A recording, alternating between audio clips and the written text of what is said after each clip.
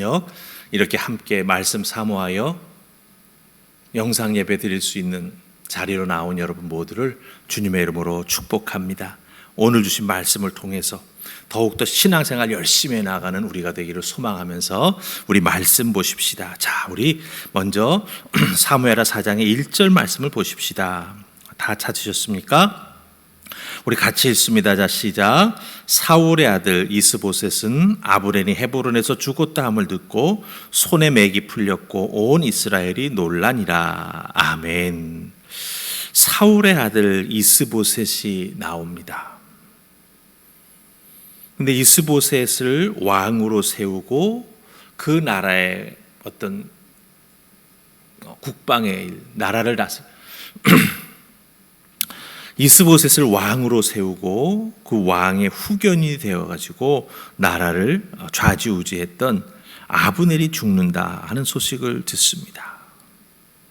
사실 두 사람의 관계가 그렇게 좋았던 관계는 아니에요. 지난 수요일 살펴보았던 사무엘하 3장 7절 말씀을 보면 이 아브넬이 사울 왕의 여인을 건드립니다. 성경에 나오기 때문에 말하는 거지만 참 그런 내용이지요. 근데 그것을 아들인 이스보셋이 알게 됐죠. 아버지의 명예가 달려 있습니다. 뭐 허수아비 같지만 그래도 한 나라의 왕입니다. 그래서 이 아브넬에게 한마디 하지요. 그러지 말라고. 그런데 이 아브넬이 이스보셋의 말을 듣지 않습니다. 오히려 겁박합니다. 거기에 대해서 이스보셋은 전혀 말도 못하고 꼼짝 못합니다.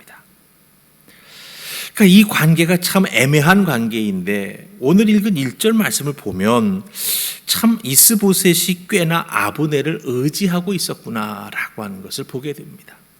자기에게 군사적인 실권이 없으니 왕으로 있으면서 이 나라의 여러 가지 문제들을 혹은 이 나라를 지키는 일들을 결국 아브넬에게 다 맡겼구나라고 하는 것을 보게 되는 거죠. 아브넬이 다윗을 만나러 갔다가 결국 요압의 손에 살해되지 않습니까? 근데 그 죽었다라고 하는 소식을 듣고 이 이스보셋이 오늘 나오는 말씀 1절을 보면은 손에 맥이 풀렸다라고 말하고 있습니다. 여러분, 이 손에 맥이 풀렸다. 이게 무엇을 뜻하는지 아십니까? 성경에 나와 있는 표현을 그대로 문자 그대로 번역을 한다면 손에 들고 있던 것을 떨어뜨렸다. 이 표현이에요. 얼마나 놀랬으면, 그렇죠? 그것이 충격이 되었으면, 그것이 미래에 대한 걱정이 되었으면 이 이스보셋이 손에 들고 있던 것을 떨어뜨릴 만큼 깜짝 놀랐겠냐라고 하는 거예요. 놀람과 동시에 걱정이 이 이스보셋을 엄습해 왔다라고 하는 것입니다. 앞으로 내가 다윗을 어떻게 상대해 나아가지? 이 나라에서 내가 이 왕좌를 계속 누리며 지켜나갈 수 있을까? 이런 인간적인 생각이 많이 들었던 것을 우리가 여기서 짐작할 수가 있다라고 하는 거죠. 근데 여러분, 여기서 우리가 발견하는 게 하나 있습니다. 사울은 아버지죠. 이스보셋은 아들입니다. 이 두 부자지간에 세상을 살아가는 처세술이 참으로 비슷했다라고 하는 걸 발견합니다. 자기의 힘을 과시하면서 때로는 사람의 주변에 든든한 사람을 세워놓고 그 사람을 의지하면서 그저 자기는 편하게 살아가는, 그러니까 철저히 사람 중심의 처세술을 해나가는 그런 이 부자의 모습을 본다라고 하는 거예요. 하나님 기름 부어 왕으로 세웠는데 그의 아들인데 하나님보다는, 신앙보다는 사람 중심으로 모든 걸 생각하고 그것을 의지하면서 살아간다라고 하는 거예요. 여러분, 잘 생각해 보시기 바랍니다. 믿음의 사람들도 세상 살면서 나쁜 소식 들을 때가 있지요. 하지만 믿음의 사람들은요, 나쁜 소식 들을 때 거기에 대해서 용기를 잃거나 손에 맥이 풀리지 않습니다. 왜? 하나님을 믿기 때문이죠. 세상을 살아가는 방법이 사울이나 이스보셋과는 다르다라고 하는 거예요. 하나님을 믿기에, 나의 도움이신 하나님을 의지하며 기도하기 때문에 그런 어려움 속에서도 손에 힘이 풀리는 게 아니라 오히려 하나님 앞에 담대히 나아가 무릎을 꿇고 기도하는 하나님의 사람이 된다라고 하는 거예요. 성경에 보면은요, 이스보셋처럼 살아가는 사람이 있는가 하면 정반대의 길을 걸어가는 귀한 믿음의 사람도 있습니다. 히스기야 왕 예로 들어볼까요? 남유다의 14번째 왕입니다. 이 히스기야 왕 성경에 보면 하나님 보시기에 정직히 행했다라고 하는 귀한 칭찬을 받는 왕입니다. 근데 열왕기하 20장에 보면은 이 히스기야 왕이 병들어 죽게 됩니다. 그때 눈물로 하나님 앞에 나아가 기도합니다. 하나님께서 그 기도를 들으시고 15년을 더 살게 해줬습니다. 얼마나 사실은 자기가 병들어 죽게 되었다라고 하는 소식, 좋은 소식 아니지 않습니까? 놀랄 소식이죠. 아마 보통 사람 같으면 손에 맥이 풀리고 턱 주저앉았을 모릅니다. 그런데 어떻게 합니까? 하나님 앞에 나아가 기도함으로 15년을 더 살아가는 하늘의 은혜를 덧입게 됐다라고 하는 것이죠. 여러분들, 여기서 우리가 발견하는 게 있습니다. 우리들의 삶이 어렵고 힘든 일이 일어났을 때 거기에 대해서 내가 어떻게 반응하는가, 그 반응하는 모습이 내가 무엇을 믿고 누구를 의지하며 살아가는가라고 하는 걸 증명해 주고 있다라고 하는 거예요. 오늘 말씀 속에 나오는 이스보셋, 사람을 의지했습니다. 철저하게 사람을 의지했습니다. 그러나 제가 예로 들었던 히스기야 왕, 철저하게 하나님을 의지했습니다. 그럴 때 어렵고 힘든 일이 닥쳤지만 손에 맥이 풀린 게 아니고 오히려 하나님 앞에 나아가 담대히 기도함으로 말미암아 자기에게 주어졌던 그 나쁜 소식이 하나님의 은혜를 덧입는 놀라운 은혜의 통로가 되었다라고 하는 거죠. 무엇 때문에? 사람을 의지하지 않고 하나님을 의지하여 기도했기 때문에 그런 놀라운 역사가 일어났다라고 하는 것입니다. 여러분들, 삶이 어렵고 힘든 일이 일어날 때 우왕좌왕하면 결국 자기가 무너질 수밖에 없습니다. 어렵고 힘든 소식 들을 게, 또 내 삶에 어렵고 힘든 일이 일어날 때 어떻게 해야 됩니까? 그럴 때일수록 하나님을 바라보아야죠. 담대하게 하나님만 붙잡고 나아가겠습니다라고 믿음의 결단하는 우리가 되어야 합니다. 사람 붙잡으려고 이리저리 왔다 갔다 하다 보면 길을 잃어버려요. 그 길을 잃어버리게 되면 결국 그 끝은 좋지 않다라고 하는 것입니다. 그래서 하나님께서는 자기를 찾는 자들에게 상 주시는 분임을 우리가 꼭 기억하면서 어떻게 해야 됩니까? 그 상 주시는 하나님을 찾아야죠. 하나님을 기어이 만나야죠. 하나님의 은혜를 덧입는 우리가 되어야 한다라고 하는 것입니다. 하루하루 우리들의 삶의 자리에서 이런저런 소식 많이 듣지 않아요? 갑자기 문자로 띵, 때로는 전화로, 그렇죠? 그럴 때마다 여러분들 한숨 짓지 마시고 사람 찾아서 어떻게 해보려고 그런 방법 찾지 마시고 어떻게 합니까? 예수 앞에 나아가십시다. 무슨 일을 만나든 예수 의지합니다. 여기서 무슨 일은요? 좋은 일이든 나쁜 일이든 다입니다. 주님만 의지하고 나아갈 때 하나님의 도우신 은혜가 우리에게 임할 줄 믿습니다. 자, 우리 두 번째로 5절 말씀 읽으십시다. 찾으셨습니까? 같이 읽습니다. 자, 시작. 부에롯 사람 림몬의 아들 레갑과 바하나가 길을 떠나 볕이 쬐 때쯤 즈음에 이스보셋의 집에 이르니 마침 그가 침상에서 낮잠을 자느니라. 아멘. 이스보셋이 낮잠을 잡니다. 근데 낮잠 자다가 살해당하죠. 찾아왔던 두 형제에게 레갑과 바하나가 죽이고 맙니다. 그런데 여러분들, 이스보셋이 죽으니 이제 사울의 가문의 집안은 다 끝난 것 같다라고 생각이 드는데 4절 보면은 사울의 아들 요나단의 아들, 즉 사울 왕의 손자가 살아있어요. 무비보셋이라고 하는 손자가 갑자기 딱 등장합니다. 등장하고 이스보셋이 죽어요. 자, 기가 막힌 타이밍이지 않습니까? 그런데 참 신기한 건요, 이 무비보셋은 이 4장 4절에서 나오고 그 다음에 9장에 가서야 나와요. 한참 뒤에 가서야 나온다라고 하는 거죠. 다리를 전다라고 성경은 말합니다. 그만큼 그 삶이 어렵고 힘들었어요. 도망쳐야 했기에, 목숨 구해야 했기에 도망치다가 그 어린 나이에 다리를 다쳐서 평생 다리를 절게 되었다라고 하는 겁니다. 근데 다윗이 이 무비보셋을 돌보아 주죠. 왜? 요나단과의 그 귀한 믿음의 우정이 있기 때문이죠. 요나단에게 입었던 은혜가 있기 때문이죠. 사랑이 있기 때문이죠. 그것을 기억하고 그 요나단의 아들 무비보셋을 다윗이 참 잘 돌보아 줍니다. 어떻게까지 돌보아 줍니까? 다윗 왕의 식탁에서 함께 식사를 할 수 있도록 정말 엄청난 특권, 왕과 같은 특권을 이 무비보셋에게 허락해 준다라고 하는 거예요. 여기서 다윗과 이 무비보셋의 관계를 우리가 가만히 살펴보면 예수님과 우리와의 관계를 미리 보여주는 예표와 같습니다. 살기 위해 도망나가다가 다쳐서 그 일생 몸의 한 부분을 쓰지 못하고 살게 되는 비극을 겪는 인생이지요. 우리들도 어떻습니까? 예수 그리스도를 몰랐을 때, 죄에 쩔어 살았을 때 그저 죄덩어리였던 우리들의 모습, 사실 이 무비보셋과 별 차이가 없다라고 하는 거죠. 그 인생은 정말 비참하고 살아가는 그 길은 혼자서 있는 힘 다 써도 살아갈까 말까 참으로 어렵고 힘든 상황이지요. 그런데 다윗을 탁 무비보셋이 만나니 그 인생이 완전히 바뀌지 않습니까? 우리가 예수 그리스도를 만나니 어떻게 됩니까? 죄 앞에는 무력했고 죄의 희생양이 되어서 이리저리 끌려다니면서 꼼짝 못하고 살아가던 우리들이 죄에서 자유함을 얻게 되고 오히려 예수 그리스도의 구원의 은혜를 통해서 하나님의 자녀가 되고 하나님을 아바 아버지라 부르면서 믿음의 삶을 살아가고 축복의 삶을 살아가는 놀라운 은총을 덧입은 우리들이 되었다라고 하는 것이죠. 예수님의 찔림으로 말미암아 우리가 나음을 입었고 예수님이 대신 고난을 받으면서 피 흘려주셨기에 우리는 하나님의 자녀가 되는 놀라운 축복을 덧입었습니다.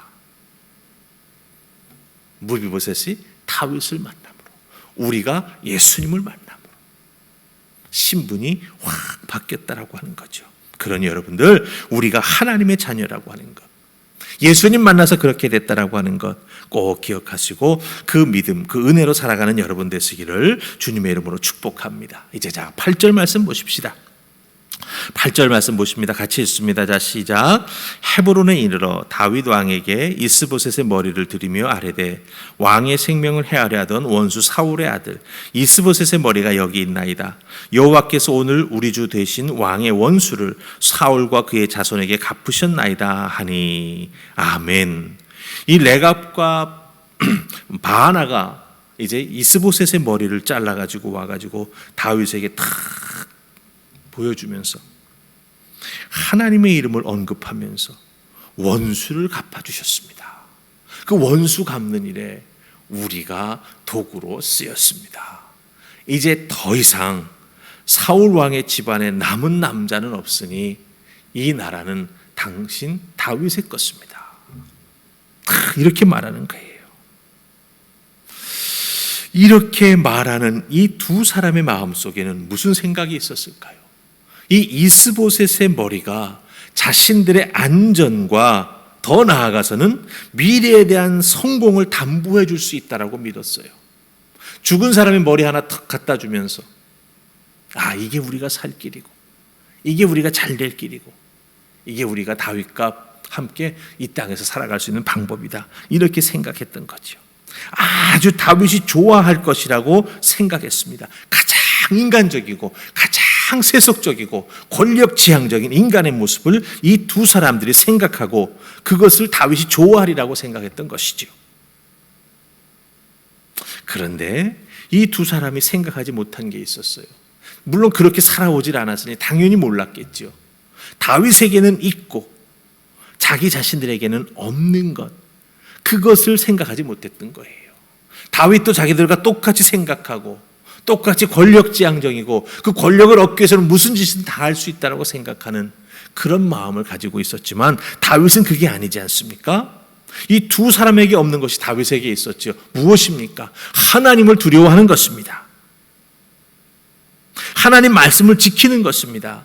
하나님을 사랑하는 것입니다. 하나님이 원하시는 것이라고 한다면 자기가 당장은 손해될 것 같아 보여도 하나님 원하시는 것을 실천하는 사람, 그게 누굽니까? 바로 다윗입니다. 그런데 이 두 사람은 잘못 생각했어요.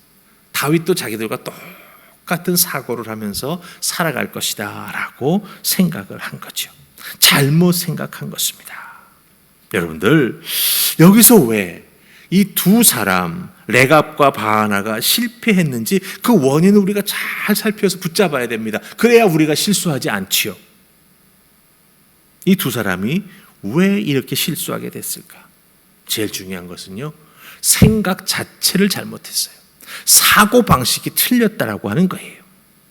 다윗에 대해서 생각하고 판단할 때 잘못된 프레임을 가지고서 다윗을 생각한 거죠.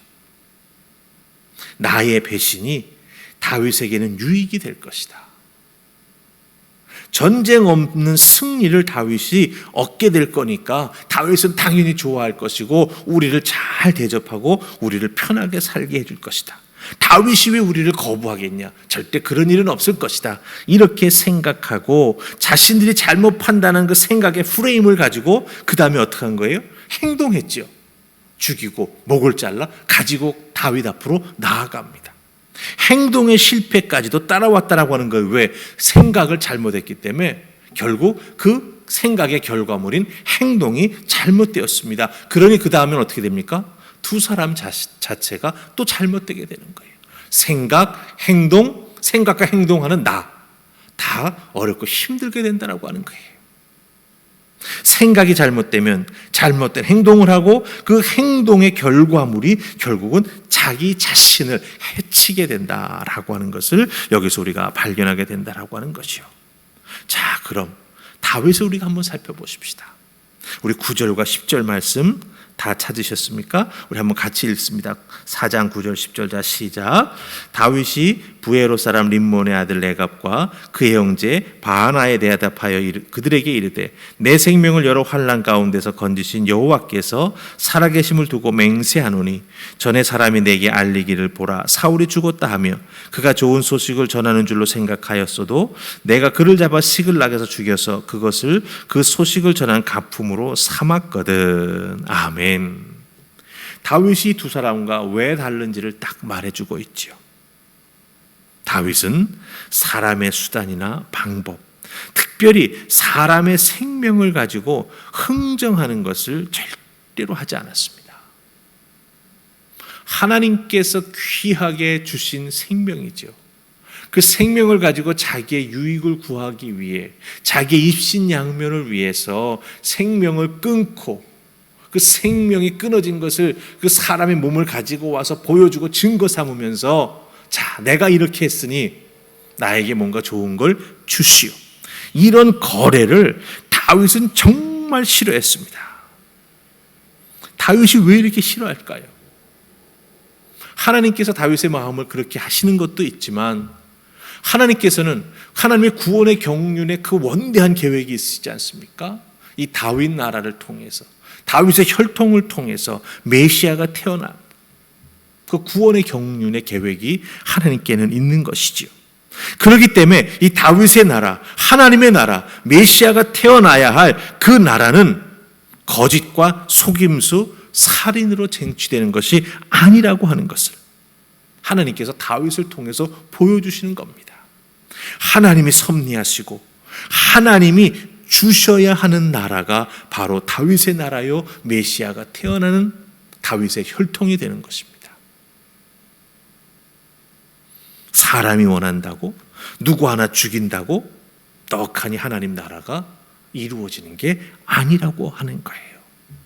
여러분, 여기서 우리가 다윗의 이 모습 속에서 또 하나님의 구원의 경륜을 거기에 우리가 잘 대입해서 살펴보면서 깨달아 알고 우리에게 적용해야 될 것이 있습니다. 내가 내 삶의 원칙, 내 믿음의 원칙을 어떻게 세워야 하는가라고 하는 거예요.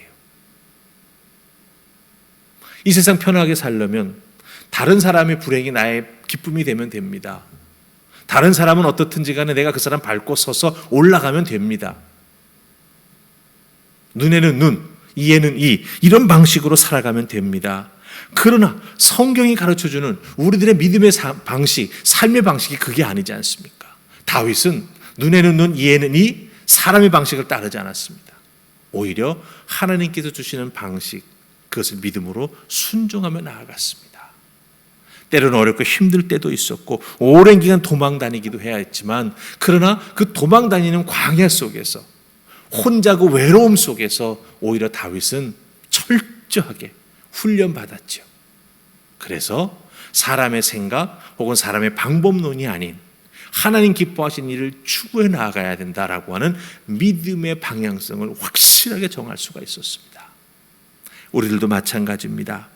요즘처럼 어렵고 힘든 때가 어디 있습니까? 서포트 그룹이 참 없잖아요. 요즘 같은 때 홀로 자기의 신앙을 오롯이 지켜나가야 합니다. 그럴 때 이 원칙이 세워져 있지 아니하면요, 흔들릴 수밖에 없어요.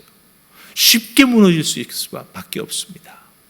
그렇기 때문에 우리들은요, 신앙생활에 나아가면서 이렇게 말씀 속에서 하나님께서 들려주신 메시지가 있을 때 그것을 딱 붙잡고 내 삶의 원리 원칙으로 잘 세워나가야 된다라고 하는 거예요. 다윗은 이 원칙을 잘 지켰습니다. 그것을 끝까지 붙잡고 나아가려고 발버둥 쳤습니다. 그때 하나님은 다윗을 축복하셨고 다윗을 정말 많은 사람들이 우러볼 수 있도록 크게 세우신 것을 보게 됩니다. 우리들도 할 수 있습니다. 힘들고 어렵지만 지금부터 차근차근 한 단계 한 단계 우리가 훈련받고 그 훈련을 잘 통과해 나아간다면 분명 하나님께서 꼭 들어쓰셔야 될 결정적인 순간에 세상의 원리 원칙이 아닌 하나님 기뻐하시는 믿음의 원리, 말씀의 원리, 순종의 원리를 따라 나아가는 하나님의 사람이 될 줄 믿습니다. 무더위로 고생 많이 하시는데 그럼에도 불구하고 삶의 자리에서 이 믿음의 원칙을 내려놓지 않고 잘 지켜나가 하나님의 은혜와 축복을 덧입는 여러분들 다 되실 수 있기를 주님의 이름으로 축복합니다. 아멘. 우리 기도하십시다. 좋으신 하나님 은혜 감사합니다. 저희들에게 오늘도 귀한 말씀 들려주시니 이 다윗의 모습 꼭 붙잡고 나아가는 우리가 되게 하시고, 내가 삶의 원리를 어디 위에 세워야 하는지, 누구 위에 세워야 하는지, 무엇 위에 세워야 하는지 하나님 잘 분별하고 실천해 나아가는 우리가 되게 해 주시옵소서. 어려울 때일수록, 힘들 때일수록 쉬운 방법이 아닌 하나님의 방법을 찾아 나아가는 우리가 될 수 있도록 도와주실 줄 믿사옵고 예수님 이름으로 기도하옵나이다. 아멘. 아멘. 축복합니다, 여러분.